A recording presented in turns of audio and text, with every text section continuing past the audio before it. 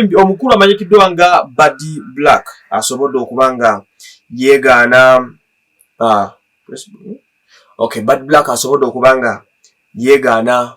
ebigenda maaso emwogerwako nti abadde agenda maaso n'okubanga ayogerezeganya agenda maaso n'okubanga engaging mulaavu n'omulenzi amanyikiddwa nga Ankown. So Ankown ono muyimbi alina akayimba ke bayita Tonneerabira ke baadde bageza okubanga bashootinga video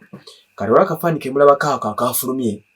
nga embeera gye balimu Buddy Black n'omuyimbi Ankown owakalowooza akalungi nga kalaga some cozy and intimacy moments. Bali bagamba Buddy Black muno motaga kulira bato n'oyo omusazeeko jukira Buddy Black avuuka bato abaagala nnyo ba Asha n'abasigadde abo abadde nga adiringa nnyo nabo okumala ekiseera ne bamugamba yi Buddy Black boto bw'okikozera boto busazeewo tukwasaganye n'abagamba banneemu nneesonyiwe mundabe bulabi saagala mundeeteko kanyampya jjula. Buddy Black n'agamba nti yeesasuddwa ssente miliyoni 3 okusobola okuba nga alabikira mu vidiyo ya mwana mulenzi oyo Ankown nga video vixen. So n'agamba nti buli abadde amwogerako nti simanyanga ayagala video vixen ayagala omuyimbi Ankown si kituufu. Of course abantu batuuka okwogerako ebigambo nga bino baba basinzidde ku byoza okwasaganya kubanga otunuulira ebyafo bya Buddy Black azenga atambula n'abavubuka bato bayegemese puya ono omusambi asambako ku mupiira owulira basentongo okitegera bano Kim Swaga gwe yazaala muvubuka muto ono abadde Asha we muvubuka muto oba bayita Skyla muvubuka omulala Sky naye bwalazuna nvumuulo ne boyfriend gwalina kati waka still naye muto nga bw'okikuwulira. So kati yena buzibu nakumeketa abaana bataabo tabalinako problem yona kati ate Ankown omulaba alabika bulungi kati kizibu okukera ku makya n'okakasa abantu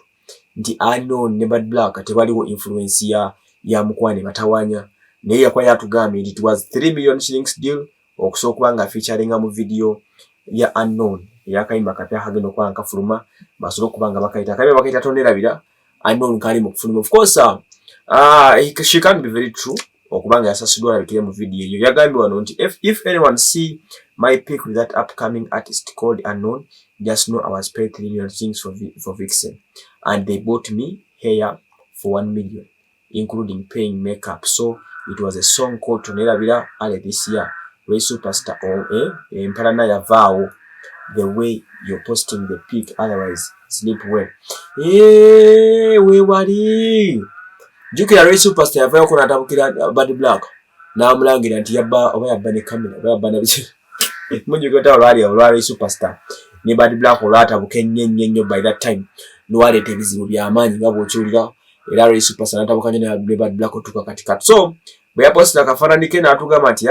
temunjogerako ebigambo omuvubuka mutonyo sina kye mwagaza bampadde ssente miliyoni 3 ne bangulira simanyanga neki n'akaviiri ka miliyoni 1 ne bankola ne makeup. That is Buddy Black abantu basobola okubanga ensonga zikwasaganya. So bwe gutyo bwe guli ogwa Buddy Black kale katukitwalira awo nti kyogambye tudde ate ku kirala nze waso Emmanuel.